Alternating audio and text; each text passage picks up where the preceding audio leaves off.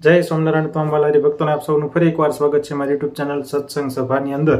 અને આજે આપણે ફરીવાર પૂજ્ય જનમંગલ સ્વામીનો ખૂબ મજા આવે એવું પ્રવચન સાંભળવાના છીએ. આજના આ પ્રવચનની અંદર રમૂજી પ્રસંગોની સાથે આપણે જીવનમાં ખૂબ ઉપયોગી થાય એવી પણ વાત આપણે દરેક પ્રસંગમાં કરતા હોઈએ છીએ. તો આજના આ પ્રસંગની અંદર માણસે સુખ, શાંતિ અને સમૃદ્ધિની સાથે માનસિક શાંતિનો પણ કેટલી જરૂરી છે અને એ કઈ રીતે મેળવી શકાય એ તમામ વાત આજે આપણે વિસ્તૃતથી આ પ્રવચન અંદર શીખશું. સાથે સાથે જે એક રમૂજી પ્રસંગ છે કે એક દાદાની જે ગામડાના દાદાની કોઠા સૂજવાળો જે એક પ્રસંગ છે એની પણ ખૂબ વાત આજે આપણે જનમંગલ સ્વામી પાસેથી ખૂબ મજા આવી વાત છે સાંભળશું. તો આવો વિડીયો સંપૂર્ણ જોવો એ પહેલાં જો હજી સુધી ચેનલને સબસ્ક્રાઇબ નથી કરી તો પ્લીઝ ચેનલને સબસ્ક્રાઇબ કરો, વિડીયો લાઇક કરો, વિડીયોને શેર કરો. આવો આજનું આ પ્રવચન શરૂ કરીએ. જય સ્વામિનારાયણ. મેં કીધું એમ ગાશું આરતી તે ઉતારો ખાલી તેમ પકડીને ઉભા રહ્યા. મેં ઉતારો તે આમ ઉપરથી હેઠે ઉતારો ને હેઠે મૂકી દીધી ઉતારી. મેં કીધું ઉતારો ને ઊંધી ઉતારે પાછા. મને કે માથાકૂટ જવા જો ને કે મેં કોઈ દી આવું કર્યું નથી. તો તેમ કેવું કર્યું છે 70 વર્ષ કોઈ દી આવું કર્યું નથી, કેવું કર્યું તેમ. મેં શીખો ને, મને કે થોડા આટલું હું શીખો, અમારે કેટલું શીખવાનું, કેટલું રિપેરિંગ માગે છે. આપણે આમ થાય કે આ કેમનું કરવું. અમે હું એક ગામડે હતો ગારિયાધાર તાલુકામાં અને એક ભાઈને માળા આપેલી. એ માળા છે ને પહેલી વાર મંદિરમાં આવ્યા. મેં કીધું ભગવાન સામે 2 માળા ફેરવો ને, બહુ ઉંમરવાળા હતા. ભાથું બંધાઈ જાય જીવનનું તમારે. તે ના પાડીને એક હું નાતો નથી. મેં કાંઈ વાંધો નહીં તોય ફેરવો ને. તે કેમ માળા ફેરવે ખબર? આમ આગળ મણકા જવા દે. આપણી બાજુ ખેંચી ને માળા આમાં એ આમ જાવ, પૈસા ગણતા ને આમ જવા દે. એટલું બધું આપણે આમ થાય સમાજમાં મનુષ્ય અવતાર પરમાત્માએ આપ્યો છે. એક બેન છે ને એનું આંગણું વાળતા. આંગણું એટલે ખબર ને તમને? ફળી ખબર ને? આ બાજુ આ ગ્રાઉન્ડ વાળે ને ઘરની આગલું. એક ભાઈ બાજુના ગામમાંથી આવ્યા છે. બેનને પૂછ્યું કે તમારા બળદ કેટલા છે? પેલા ટ્રેક્ટરની બળદની ખેતીનું બધું વધારે. એ બેન કે એમાં 3 બળદ છે. તો એનો પતિ ખાતો ખાતો બહાર આવ્યો ઘરમાંથી. 2 સન 3 હેના કે છે કે 2 તો બહાર બાંધ્યા ને 1 ઘરમાં બાંધ્યો છે.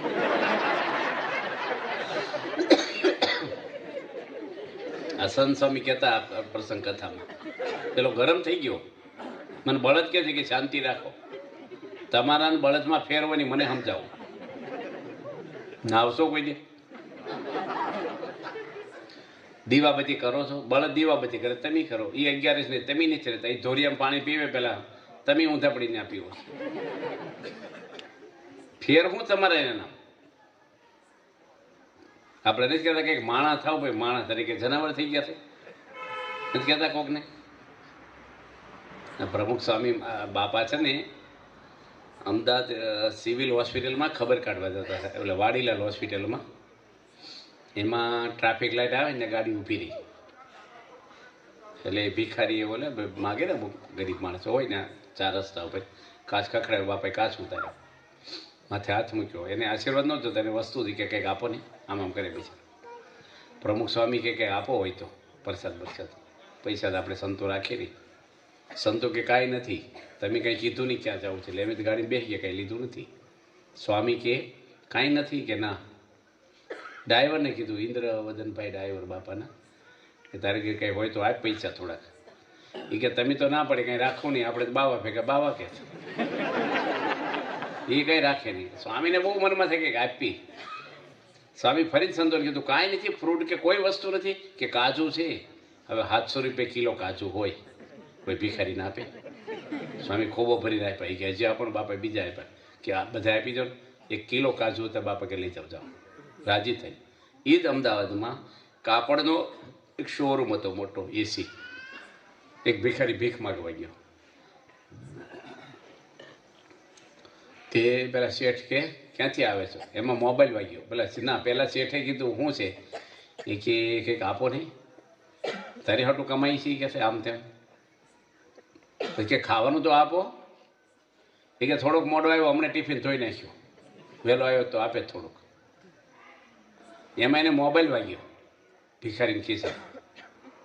શેઠ કે તું મોબાઈલ રાખે કે હમણાં ન બોલતા. બીજા ભિખારીનો ફોન હતો. એ કે એરિયામાં કેવું છે કે અહીં ન આવતા, અહીં બધા લોભી બહુ છે કે કોઈ દેતું નથી, તું આ બાજુ ન આવી છે કે હું એ બાજુ આવું છું.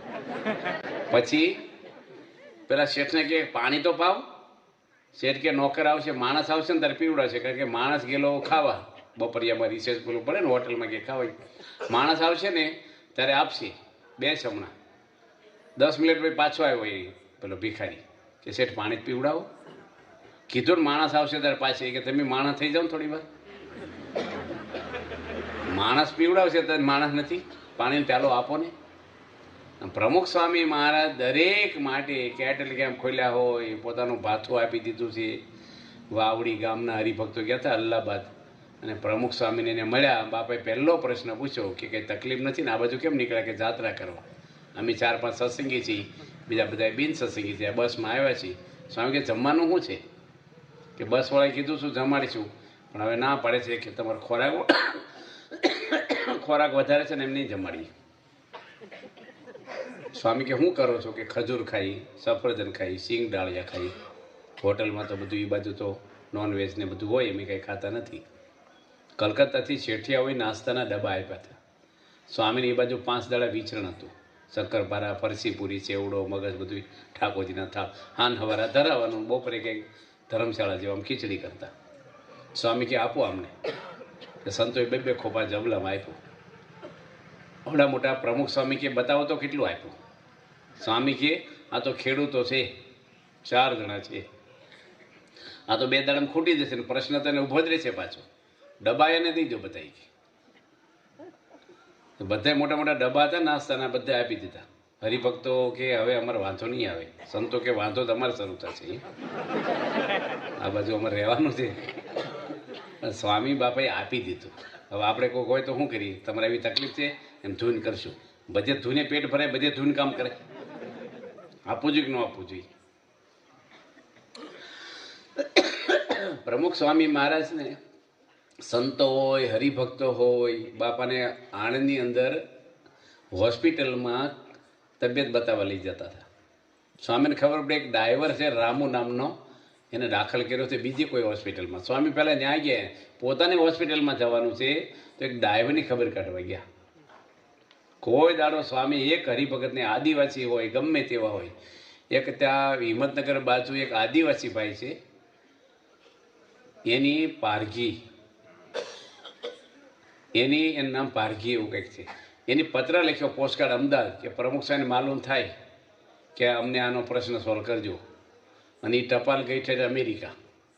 બધી ટપાલો ભેગી થઈ હોય ને, બાપા અમેરિકા હતા, બધી મોકલી ને વાંચી. પણ એવા ગડબડિયા અક્ષર, ઝીણા ઝીણા, હું કહેવા માગે ને કંઈ ખબર જ, 3 વાર બાપાએ વાંચી પણ ખબર જ ન પડે કે આને હું પ્રશ્ન છે. બીજા સંતોને વાંચવા આપી, બીજાને આપી, કોઈને ખબર ન પડે. સ્વામી સિક્કો વાંચો કયા છે? કે હિંમતનગરનો. બાપા કે ફોન કરો કોઠારી. રેશમા પારઘી એનું નામ, રેશમા ગામ ને પારઘી છોકરાનું.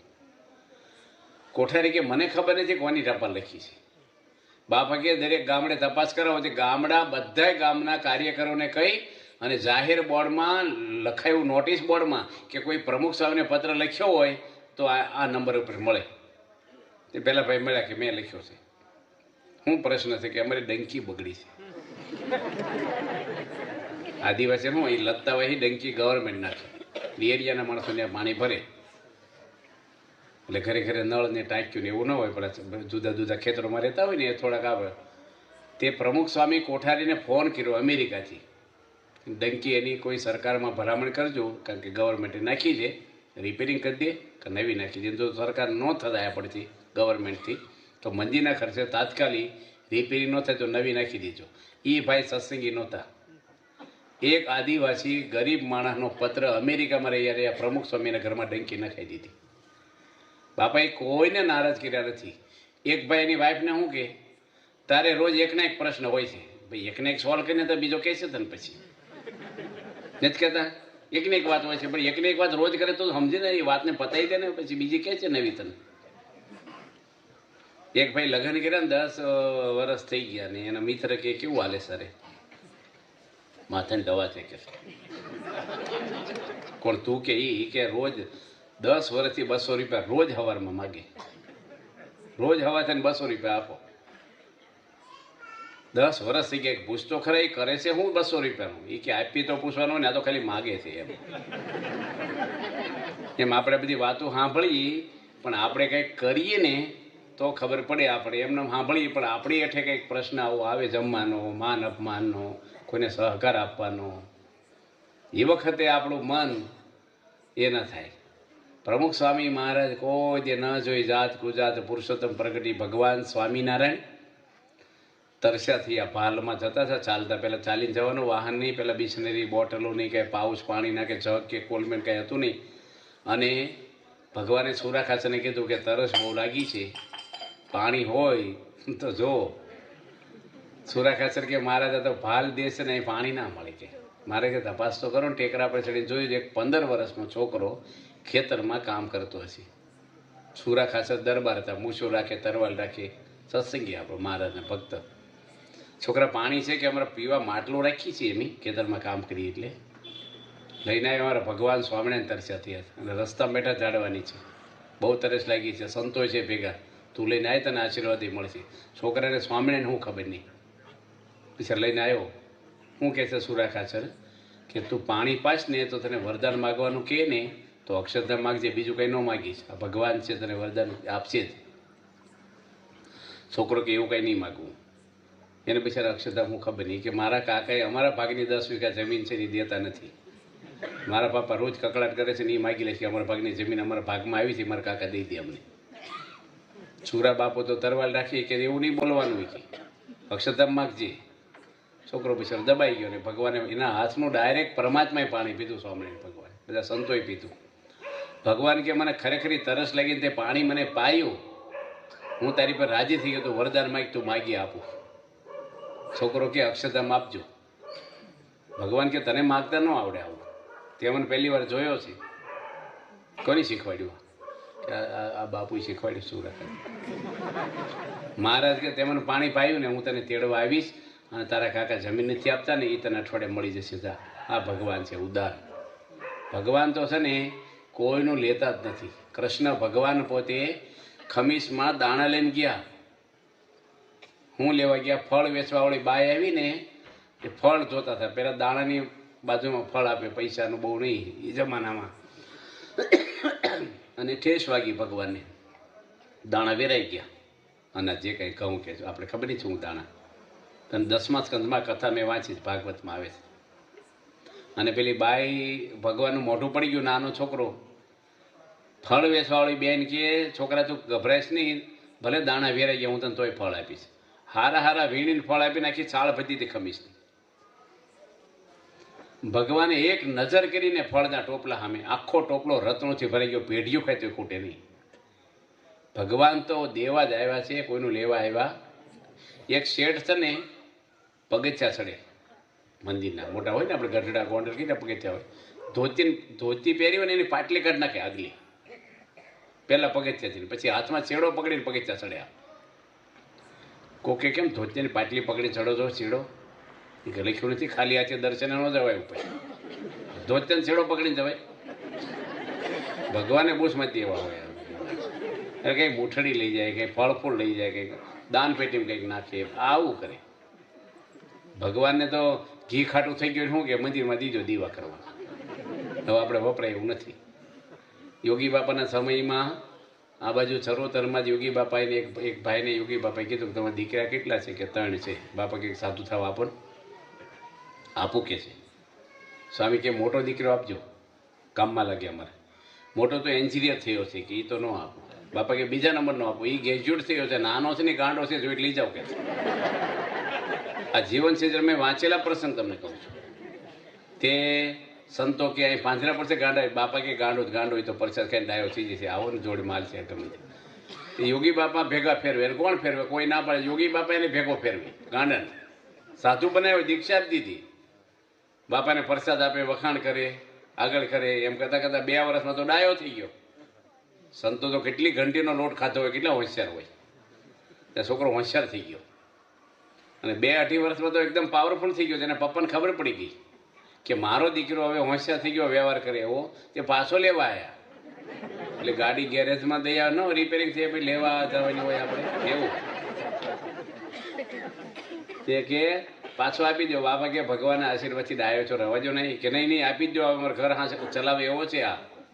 તે પરાણે લઈ ગયા અને મહિના ગાંડો થઈ ગયો પાછો મૂકવા આવે, બાપા કહેવો તમારે ઘરે જ રાખો, મને જોતો. વળી પાછો લેવા આવે, હરખું થાય ત્યારે.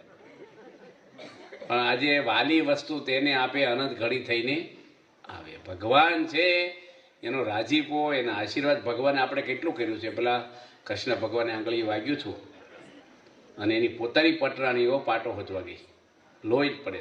અને દ્રૌપદી પોતાની નવી હાડી ચીરી મોંઘી અને પાટો બાંધી દીધો ભગવાનની આંગળી. જેટલા દોરા હતા ને પાટામાં એટલી હાડીઓ ભગવાને, ઓલા દુશાસન હાડીઓ ખેંચે દ્રૌપદીની, વસ્ત્ર આવે છે ને વસ્ત્રહરણ, અને બધાને આજીજી કહેતી દ્રૌપદી, ભીષ્મ પિતા મારી રક્ષા કરો, દ્રોણાચાર્ય. પાંડવો તો હારી ગયા હતા જુગારમાં, કોઈ મળે નહીં. અને શરીર જ્યારે ખુલ્લું થવાનું થયું ને પેલા આંચકો માર્યો ત્યારે એના હૃદયમાંથી આવ્યું, હે કૃષ્ણ. ભગવાને ઉપર આખી મફતલાલ મિલ ગોઠવી દીધી ઉપર, ખેંચાત કરે પેલો.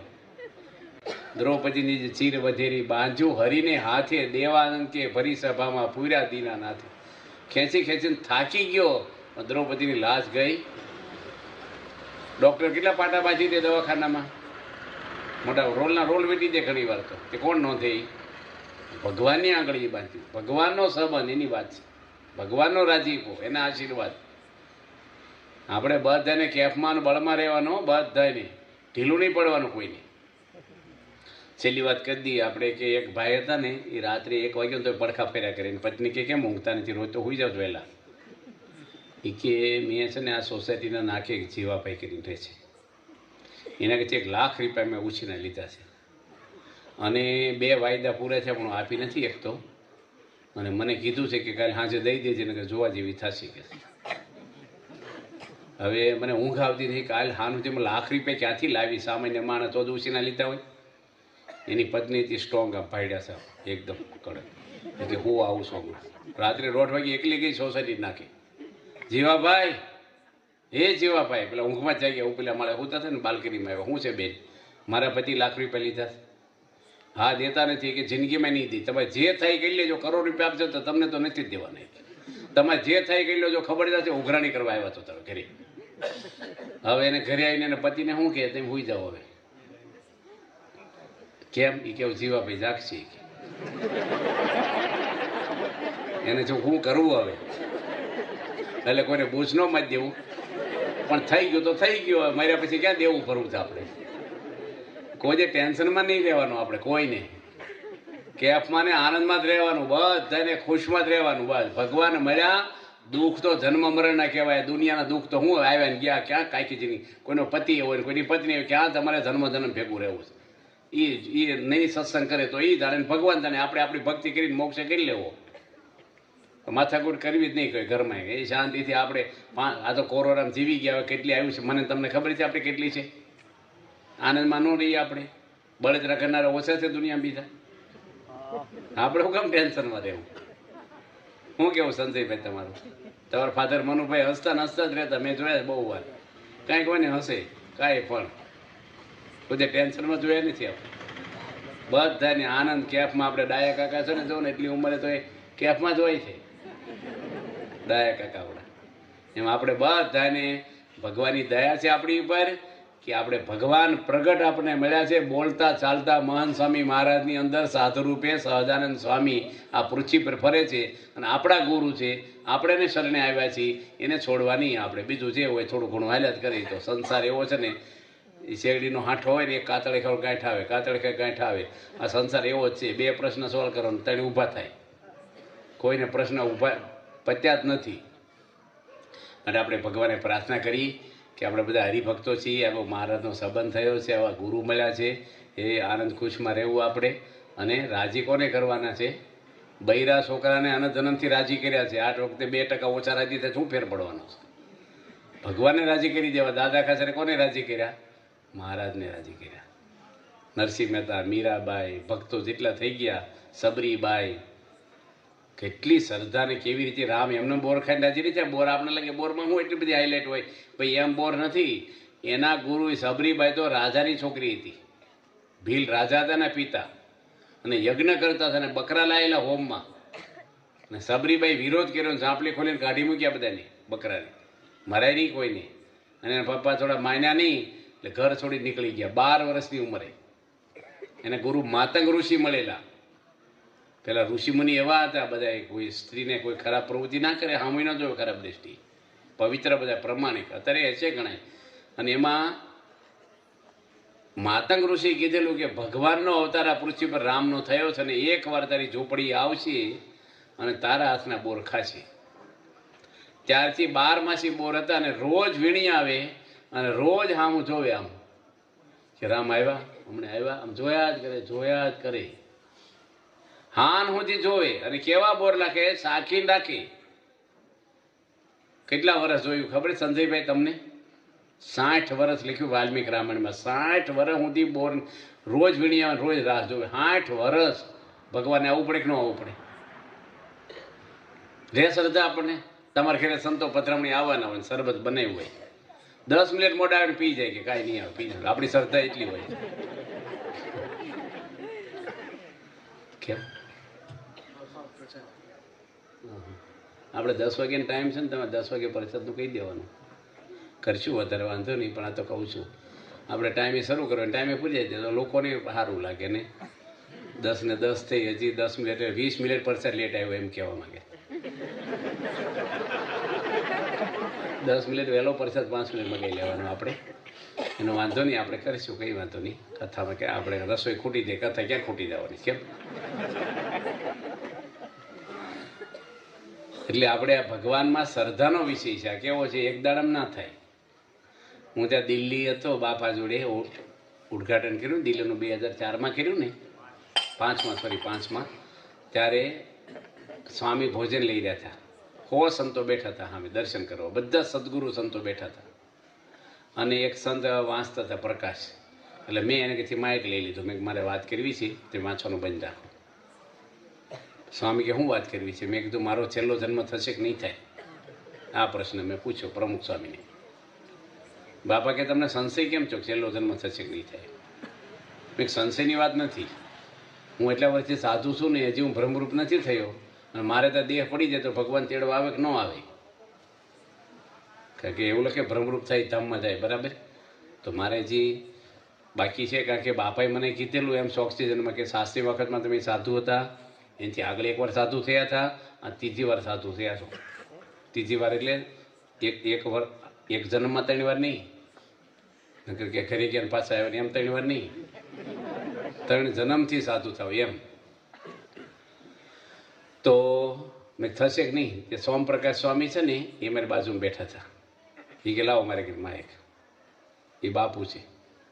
મને કે હું મોક્ષની ચિંતા નથી કરતો માયકમાં. કે મેં કીધું તમે દરબાર સાહસિક કહેવાઓ.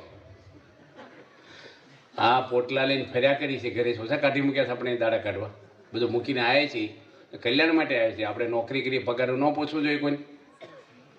આપણે શેના માટે આવ્યા છીએ? ત્યારે પ્રમુખ સ્વામી તો જોઈને હરિભક્તો પૂજ્ય જનમંગલ સ્વામીને ખૂબ મજા આવે એવું પ્રવચન આપણે આજના આ વિડીયોની અંદર માંડ્યું. તો આવા જ પ્રવચનો માણવા માટે અમારી ચેનલને જરૂરથી સબસ્ક્રાઈબ કરો. અને ખાસ જીવનમાં ખૂબ ઉપયોગી થાય એવી વાત, શાસ્ત્રોનું જ્ઞાન અને જીવનભર ક્યાંય જો આપણે માનસિક રીતે હારી ગયા હોય તો એમાંથી કઈ રીતે બહાર નીકળી શકાય, એ બધી વાત આપણે આ પ્રવચનની અંદર કરતા હોઈએ છીએ. તો આ પ્રવચનો માણવા માટે અમારી ચેનલને જરૂરથી સબસ્ક્રાઈબ કરો, વિડીયો લાઈક કરો, વિડીયોને શેર કરો. તો આવો મળીએ એક નવા જ પ્રવચન સાથે. ત્યાં સુધી જય સ્વામિનારાયણ.